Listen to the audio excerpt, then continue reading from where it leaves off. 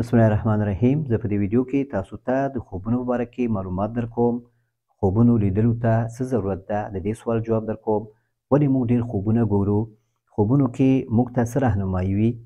ولې ځینې خوبونه زموږ نه هېڅکله نه هېرېږي؟ او ولې ځینې خوبونو ته زموږ تشویش وي چې زر په تعبیر یې پوه شو؟ نو دغه انشاءالله دې سوالونو ته ځواب ورکوو او په آخر کې یو 5 خوبونه دي هغه هم تعبیروو. نو انشاءالله د دې سوالونو جواب درکوو او په آخر کې 5 خوبونه دي هغه تعبیروو. نو راځو اول سوال ته چې خوبونو لیدلو ته څه ضرورت ده؟ خوبونو لیدلو ته ځکه ضرورت ده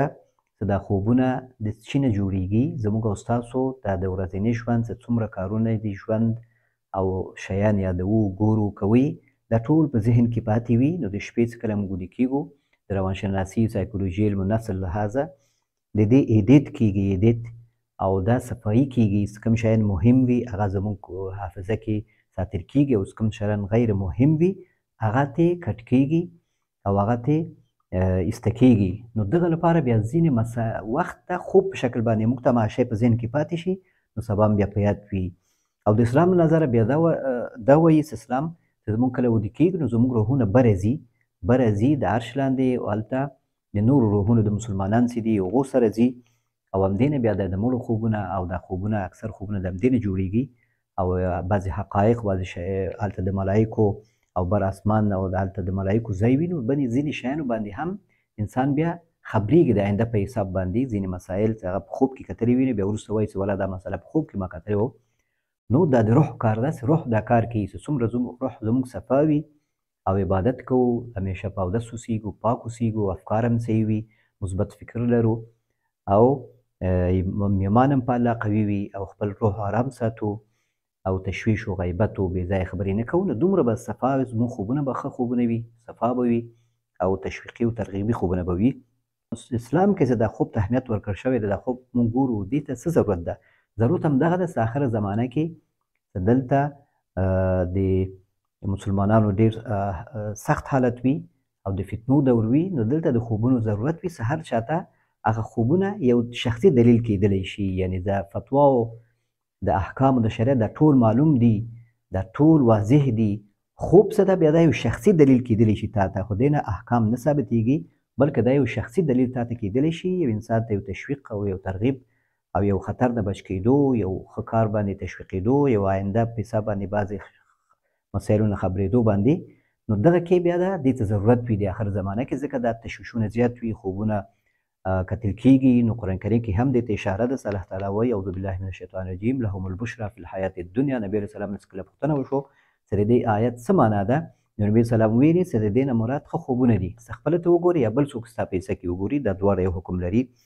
نو د خوبونو کتلو ته د دغه لپاره ضرورت ده چې آخر زمانه ده، فتنه ده، او په دې باندې سړي ته تسلي حاصلېږي. ښه خوب سړی وګوري چې ویښېږي، موږ سړی ډېر خوشحاله وي.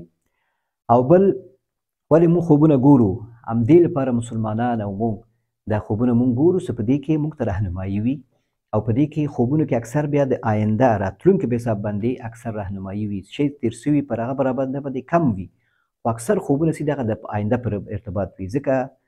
په اسلام کې دا مسله ده چې کله موږ ویده کېږو، الله تعالی وایي چې الله یتوفی الانفس حین موتها والتي لم تمت فی منامها. زموږ روحونه بره کېږي، نو هلته بیا څه شیانو ته ښکاره کېږي، او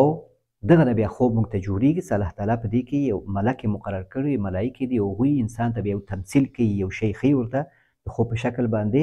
نو هغه بیا موږ ته رهنمایي پکې وي او خیر پکې وي، یو تشویق او ترغیب پکې وي. نو خوبونو کې موږ ته څه رهنمایي وي؟ خوبونو کې اکثر موږ ته تشویق وي بعضې کارونو باندې، مثلا ښه خوبونه وګورو د ذکر، تلاوت، میوې، دوستانو سره د ملګرتیا، او انبیا علیهم السلام یا صحابه رضی الله عنهم یا امامان رحمه الله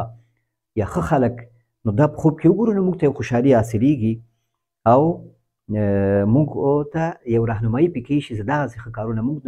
هم وکړو. یا مثلا زما الحمدلله داسې ښه خوب مې وکړ، نو دې کې موږ ته بیا یو رهنمایي وي، یو تسلي وي د زړه. او ځینې وخت موږ استخاره کوو چې یو کار لپاره، 2 کارونو لپاره، نو هلته هم موږ کله کله خوب وګورو، اگر چې د استخارې نه بعد خوبونه دومره معتبر هم نه وي، ځکه سړي فکر په هماغه فکر ته ویده کېږي، سوچونو کې حدیث نفس وي، هغه بیا خوب تعبیر نه لري. خوب بعضې به خوبونه څه بیان شي نو بیا ښه خوبونه پکې وي نو هغه کې بیا یو رهنمایي وي انسان ته نو دې کې بیا دې خوبونو کې بیا رهنمایي وي کم خوبونه د استخاري وي یا کم خوبونه چې هغه په آخر حصه کې وکتل شي نو په هغه کې بیا خامخا یو رهنمایي وي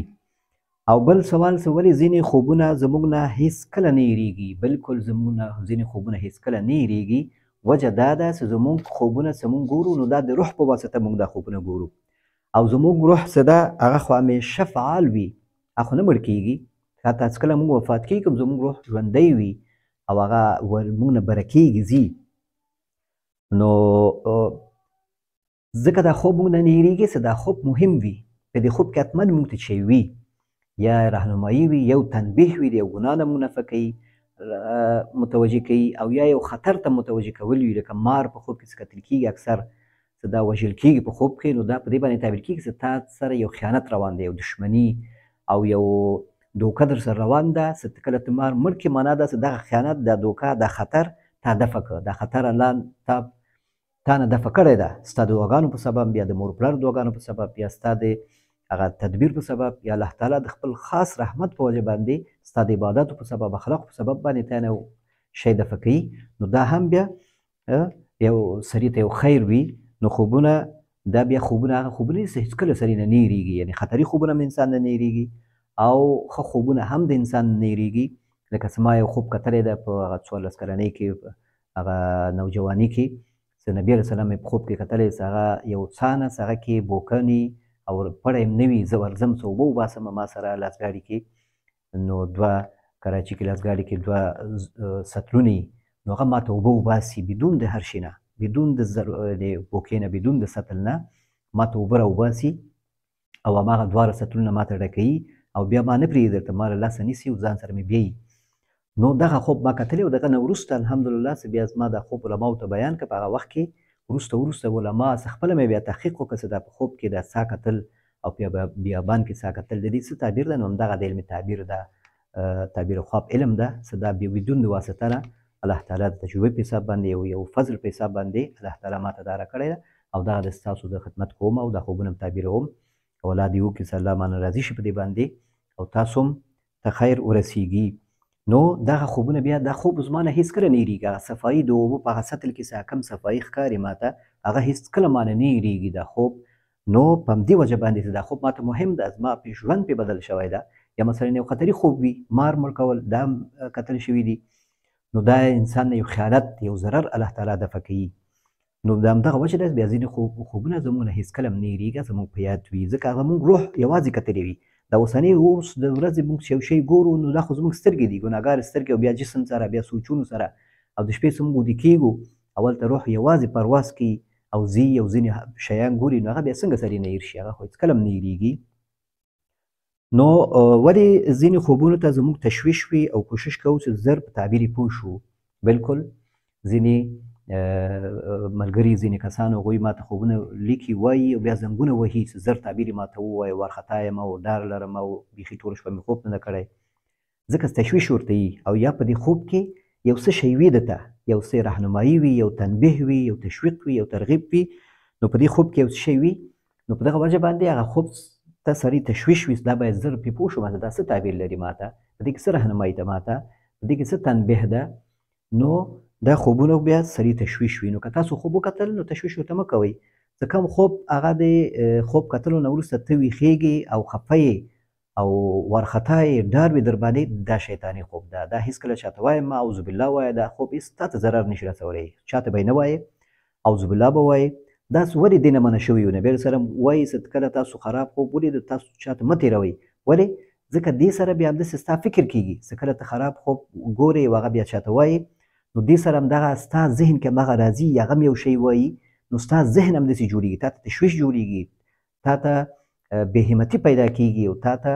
دا مشکل دی خپله ته ځان دغه ټی نو دې لپاره وایي چې دا خوبونه چاته وایي په دې کې سوچ هم مه کوئ اعوذ بالله ووایي په همغه شپه کې په بل اړخ شئ او اعوذ بالله ووایي د دې خوب له شر څخه الله ته پناه وغواړئ او دا خوب چاته مه تېروئ او چپ طرف ته د لارې توکولو 3 ځلې دا طریقه وکئ او دا خوب هېڅ چاته مه وایئ او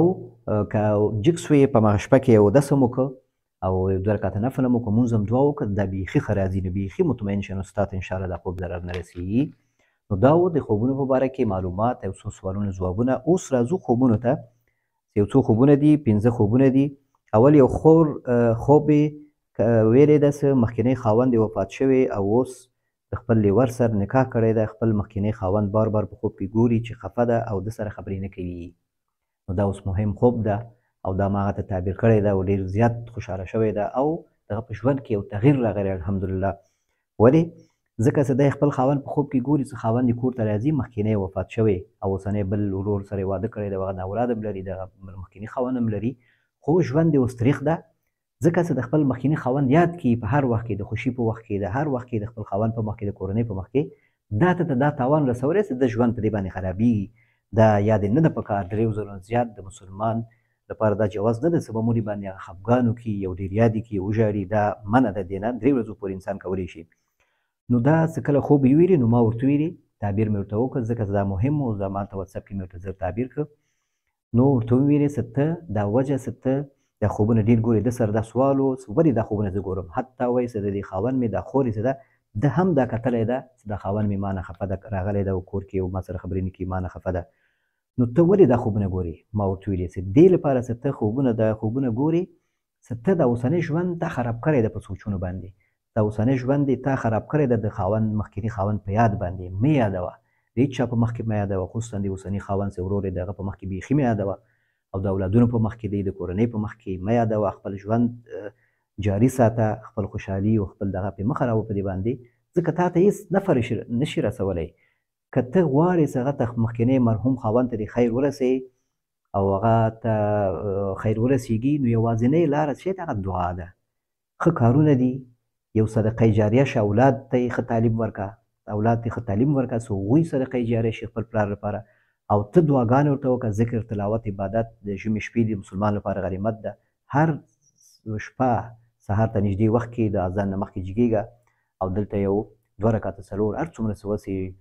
نفل لمونځ وکړه او دعاګانې وکړه، دا به انشاءالله خاوند ته دې رسېږي یا مرحوم ته، او د اوسنی ژوند دې خپل روان ساته، خوشحاله ساته. په دې کې انشاءالله ستا ته همدغه تعبیر ده او همدغه رهنمایي ده او هغه په دې باندې متوجه شو او کې انشاءالله مطمئن یم چې دغه ژوند او دغه د هر څه انشاءالله مشکلات یې حل شو، تشویش رفع شو. نو دا و د خوب دی اول خوب تعبیر. دویم خوب ده، وایي ما سره روښان وي، مالټو باغ کې ورګډ شي، بیا وباسمه، یو مالټه را سره وي، غونډۍ یا غر غوندې ځای وي او زاړه کورونه وي او زه اوښان وایي پرېږدم بېرته ناست یم چېرته، بیا وګورم چې واده یي، هلته خلک ښځې ډېرې دي، وطن کې واده وي او ګډېږي او زما ښځه هم پکې وي. نو دا سره هم ډېر زیات تشویش ده. نو ما ورته تعبیر هلته مې ورته ویلي چې دا خوب کې دی لږ تنبیه ده، لږ متوجه کول دي، ته متوجه شي، باید ځینې کارونه باید ونه کړي. نو اتن او واده دا د نورو په مخ کې څه کله وشي دا ښه تعبیر نه لري، څه کله یوازې وشي یا په خپل کور کې ته اتن کوې، ګډا کوې، رقص کوې، یا د خپل اولادونو خاوند مخ کې دی، دا ښه تعبیر لري. په خوشحالي باندې د مال په زیاتېدو باندې تعبیر کېږي. او څه کله ته بیرون کې د نورو په مخ کې کوې، دا بیا ښه تعبیر نه لري، دا بیا ښه تعبیر نه لري. په دې باندې تعبیر کېږي چې مشکلات دې زیاتېږي ستا د اعمالو په وجه باندې، ستا د صفاتو په وجه باندې. او په دې خوب کې بیا اوښان دي، اوښان ښه تعبیر لري، خو دلته ښه تعبیر نه لري، ځکه ستا نه دا بې کنټرول شوي دي، یو باغ ته ننوتلی. نو د نفس باندې تعبیر کېږي، ستا نفس باندې چې ته کېدای شي د بل چا حق ضایع کوې، حرام مال خورې، یا د بل چا حق ضایع کوې، یا خلکو پسې خبرې کوې، یا داسې کارونه کوې چې هغه کې تا ته څه مشکلات جوړېږي، یا ستا دا نفسي مشکلات دي، ځینې غیبت کوې ډېر، یا مثلا حسد کوې، کینه کوې، دا یو هم تا ته ښه نه ده. نو که غواړې چې دې شیانو نه خلاص شي، یا تا ته یا دا ښځې ته، دې دواړو ته دې تعبیر کېږي، دواړو ته دا خوب تعبیر کېږي، ځکه تا کتلی ده او هغه ګډېږي. نو معنا دا چې دواړو ته تعبیر کېږي، دواړه به احتیاط کوئ، دواړه به کوشش کوئ چې داسې کار ونه کړئ چې تاسو ته شرمندګي او مشکلات پیدا سي. نو خپل اعمالو کې لږ متوجه شئ چې څه شی تاسو کې کمی ده، غیبت ډېر کوئ، بې ځایه کینه چا سره کوئ، یا حسد ډېر خورئ، یا داسې څوک یې لري موږ ولې نه لرو، دا شیان په دې کې خیر نشته. هسې خپل ژوند خرابوئ. نو شکر وباسئ په خپل ژوند روان کړئ او خپل دغه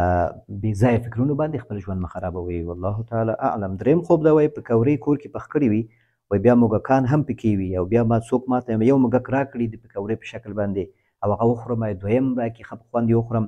او بیا وای درېیمه څه راکړي وای بېرته به کرکه مې راسوي د خولې نه بېرته وباسم بیا هغه حیران شي چې دا څنګه دوه دې په خوند وخوړ او دا بل دې ویسته نو د موږک په خوب کې څه کله ته د غوښې په شکل باندې خورې دې غوښه نو دا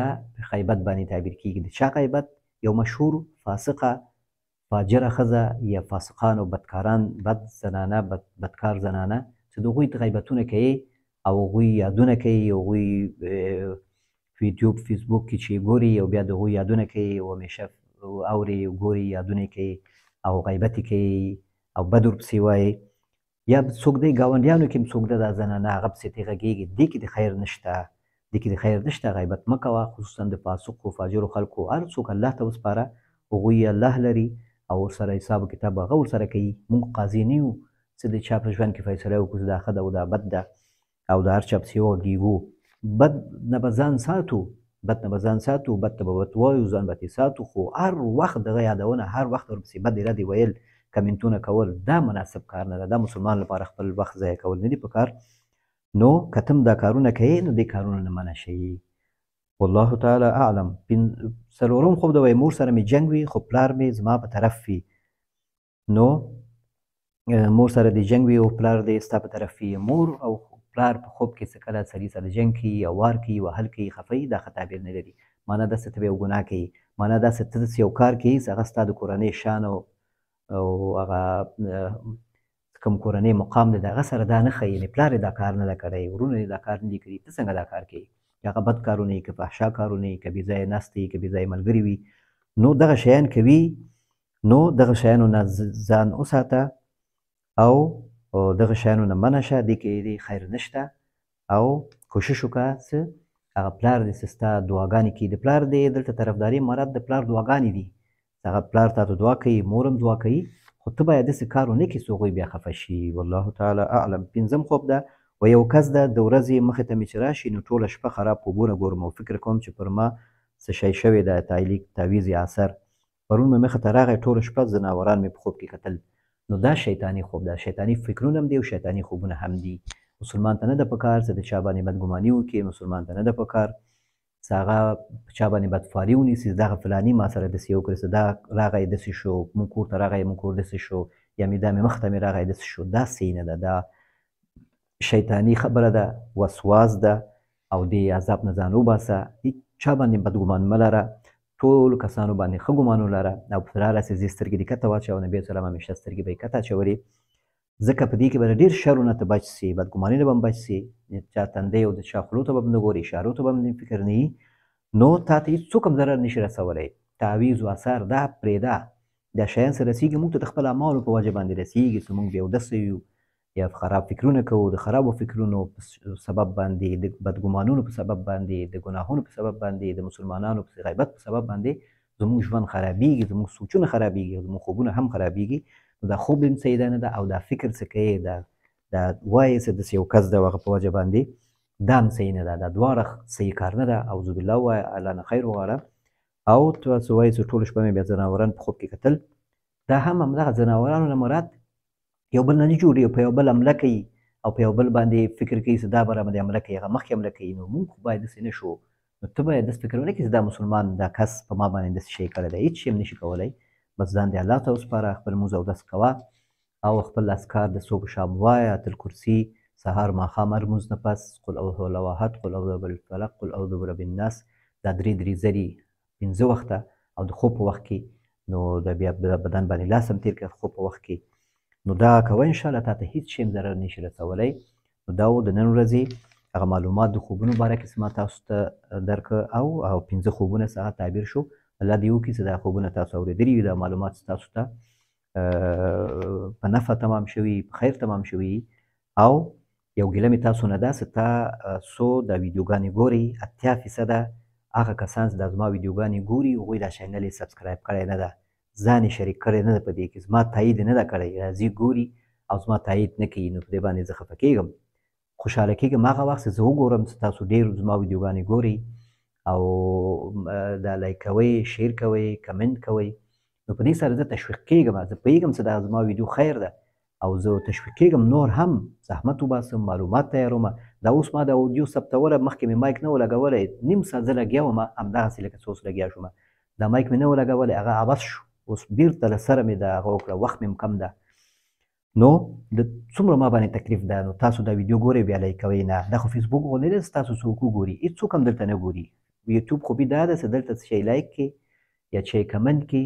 نو نوم دې دا شیان دې چې ونه لیکي، هېڅوک هم تا نه پېژني، هېڅوک تا نه پېژني چې ته څوک یې، تاسو باندې معلومات څوک نه لري، عکس دې وانه شي مقصد په خپله پروفایل کې دی او نوم مو نه لیکي، نو دلته څوک نه پوهېږي چې څه وخت د یوټیوب کې وي تاسو شی کتلي دي، شی دې لایک کړي دي. فیسبوک کې خو دا رسوایي ده، ټول شیان ښودل کېږي چې تا دا کړي دي، تا فلاني دا یې لایک کړي، فلاني دا یې شیر کړي، فلاني دا یې کمنټ کړه. او دلته دا شی نشته په یوټیوب کې. خوبي دا ده چې دا شیان نشته، بېغام بس دا ښه شیان چې ته ګورې نو کوشش وکړه چې دا لایک کړي او شیر یې کړي او ملګرو سره، او دا چینل سبسکرایب کړي او چینل هغه زنګوله بټن هم هغه هم ووهه چې تا ته نوې ویډیوګانې اوس بېګا دا ویډیو نشرېږي، دا اوس تا ته بیا خبر درشي، یا که ته هغه نه لرې نو تا ته بیا خپله خبر درځي. نو دا و د نن ورځې خوبونه. نو تر آینده ویډیو پورې په الله سپارم. السلام علیکم ورحمة الله وبرکاته.